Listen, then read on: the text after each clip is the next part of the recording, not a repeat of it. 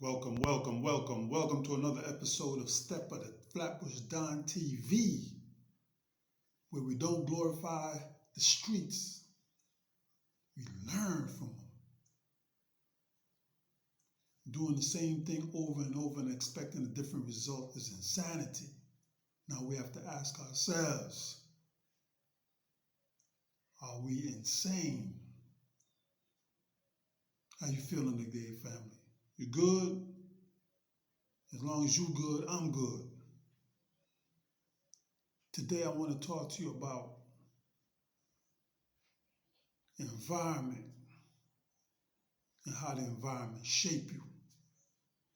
Growing up in Flatbush, tennis court, East 19th Street, Albemarle Road,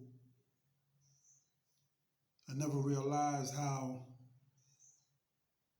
the environment had a profound effect on me. Not only on me, but everybody around me. Now, at the age of 13 or thereabouts,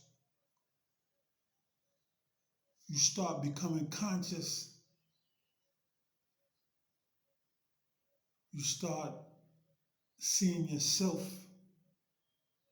and comparing yourself to your peers, those in the community around you, right? And you see what catches your eye. The people who get respect in the neighborhood. I used to respect the guys who was always clean, always looked presentable, always got the respect from other people. I wanted the same thing. That's when I came into the knowledge of the terminology Gene off. Now, for those who don't know, who might not be from Brooklyn or whatever, Gene off was a terminology used in the streets for coming up, pulling off a caper or some move, going on some move, jokes or whatever, and coming off on a substantial amount of money that might be equivalent to a G stack, a band or whatever you want to call it, $1,000 or over.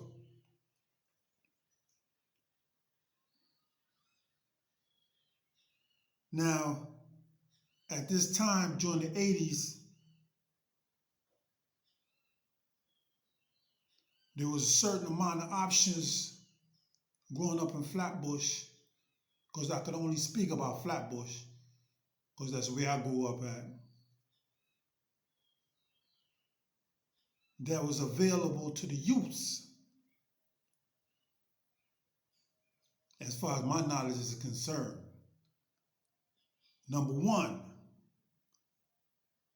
to get money, you was either into stick-ups,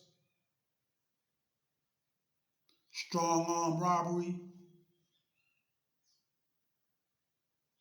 worked a 9 to 5, jostling, which was pickpocket, chain snatching, boosting, go up in them stores, load up,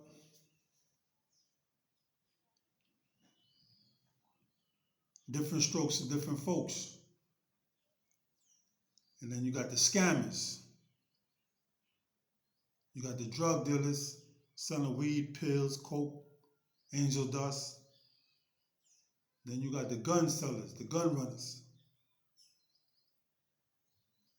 Then you got hidden cribs, burglary.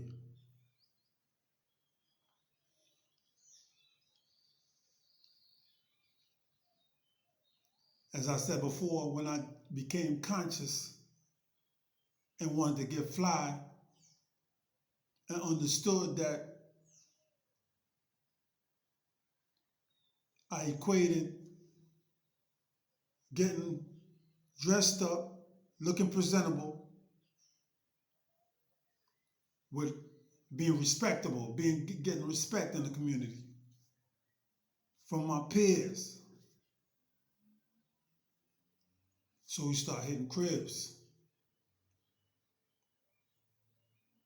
We started getting with other people in the neighborhood that we knew that was doing the same thing. Now, at that time, they used to have like window companies that advertise windows. They used to have leaflets. And they used to have these dudes that come around with the leaflets.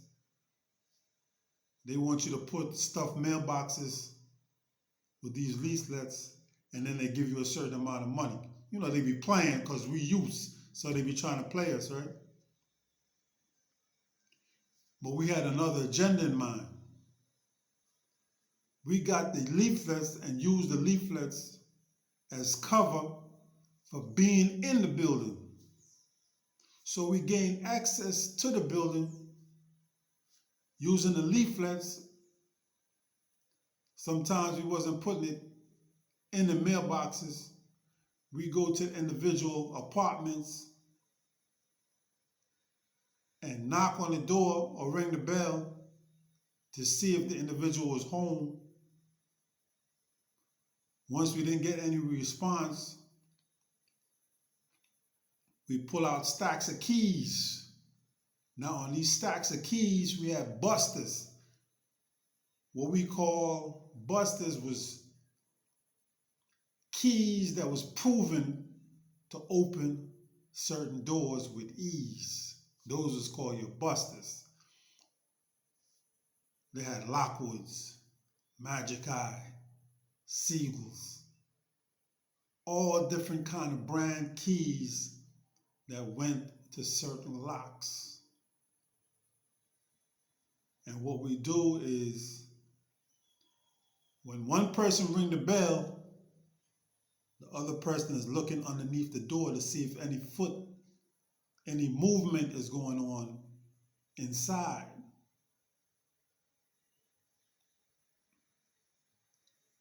Then you get scotch tape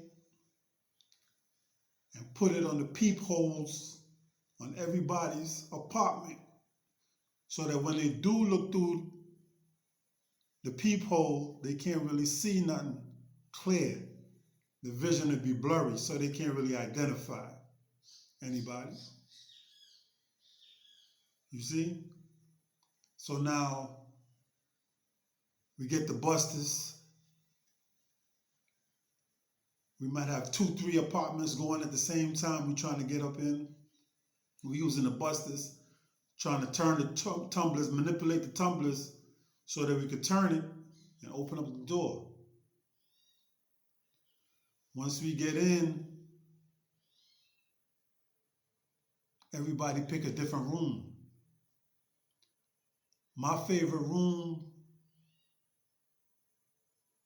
while everybody went to the bedroom, through experience, I learned that the kitchen, that's right, the kitchen was my favorite room. Why the kitchen?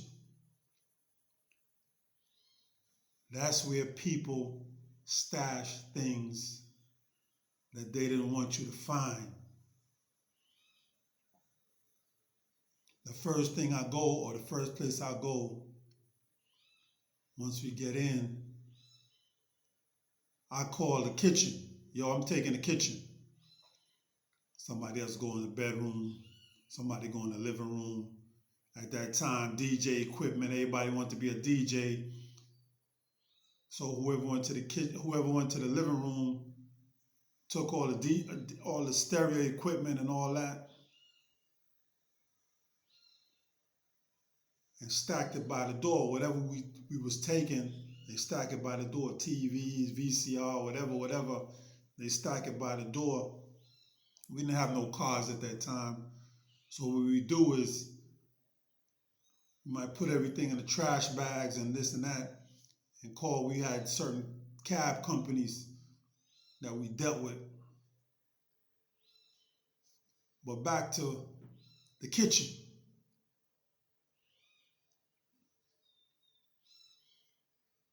I chose the kitchen not for the food. Although you had some dudes, they was way out. They'd sit there at somebody else's table in somebody else's house, fix something to eat, and be there eating like they live there. Eating the people's cereal or whatever. I wasn't with that. You had some other cats that was using the bathroom like they lived there. I came for what I came for, and I was always on point. When I got in there, I made sure that if somebody came through the front, I could go through the fire escape. So I always made sure that that fire escape window was open. So if I hear somebody coming through the front,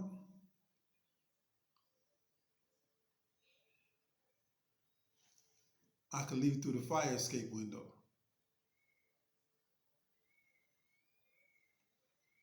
But sometimes we had spotters in the hallways. Anyway, back to the kitchen. Why choose the kitchen? One crib that I hit, I was searching in the fridge. They used to have the plastic Tupperware. Then you see some foil. When I popped the Tupperware, went in the foil, what I see? Hard, cold cash. Hard, cold cash. Now, back in the days, it was nothing for us to stash on each other. The dude be in the bedroom, he'd come up on some jewelry or whatever. When it's time to divvy the jewelry, he's not coming up with all of that jewelry. He done stashed some in his shoes or in his pocket or something. And then whatever he present, that might be half of what he came up on. We all knew this. So what we did, we all stashed. Back to the kitchen. I knew people stashed money in the fridge. I knew people stashed guns underneath the bottom of the stove. You pull the stove out where they got the broiler, people keep burners down there. Sometimes you come up, sometimes you don't. But I say at least 1 out of 3 chances you're going to come up with something, either money or guns. Either money or guns you're going to come up with. And what we do when we go get the money, when we get the guns, when we get the jewelry, well, we keep the guns for the crew. That's for protection or whatever. When we got drama, we got steel to handle with. The money, we separate amongst ourselves, breaking it off even. Whoever was involved with the caper, we break off bread. Jewelry, the same thing. If dude want a piece, they might take a piece. Or we take the jewelry to the scales, to the pawn shops, to the jewelry shops. And we sell it and split up the money. Then we take the money that we get, give some to Mom Duke or hit off the family with some. But for the most part, we go to Delancey Street. At that time, we was wearing straddler coats, sheepskins, Clarks. Some dudes was wearing tailor-made vests and pants. We was getting fly. And dudes knew we was getting money. And when dudes know you getting money, they want to get with you. They respect you. Because you're doing something that a lot of people's not doing. You're looking better than most of the people that's around you. This is how environment shapes people. The things that you admire and respect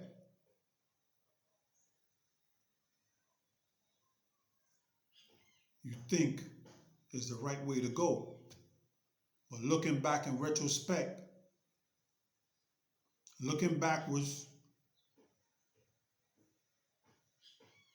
who was we robbing? Who was we burglarizing? We wanted to look good at other people's expenses. Yeah, I tried the 9 to 5. I used to work for family. They wanted to pay me like $150 a week or $125 a week or something like that. But goddamn, when you go try to buy a pair of clocks, I used to go to Flushing.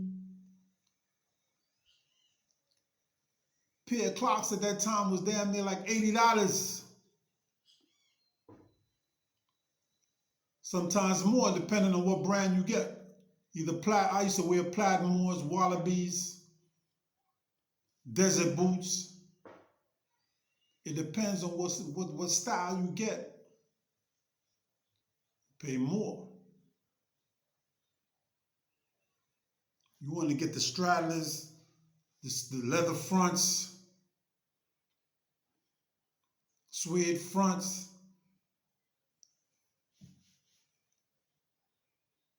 It come with a cost. It come with a cost. Like I said, looking back in retrospect,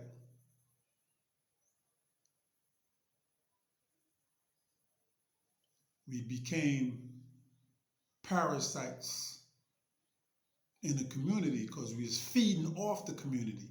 We was feeding off people that was working 9 to 5s or whatever. Not all of them, but most of them.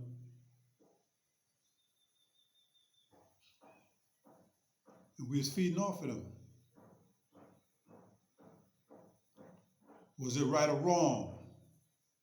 Like I said, at that time, when we was doing it, we wasn't thinking about all that. We was thinking about looking fly. So at that time, in our minds, we was justified in doing what we did.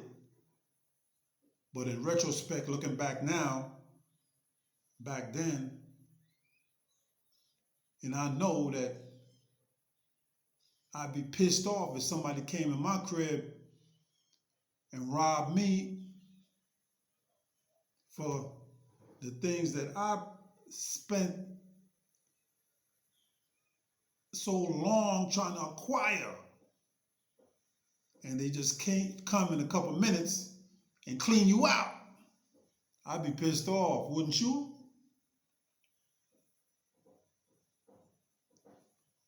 So be careful of the things that you do. In life,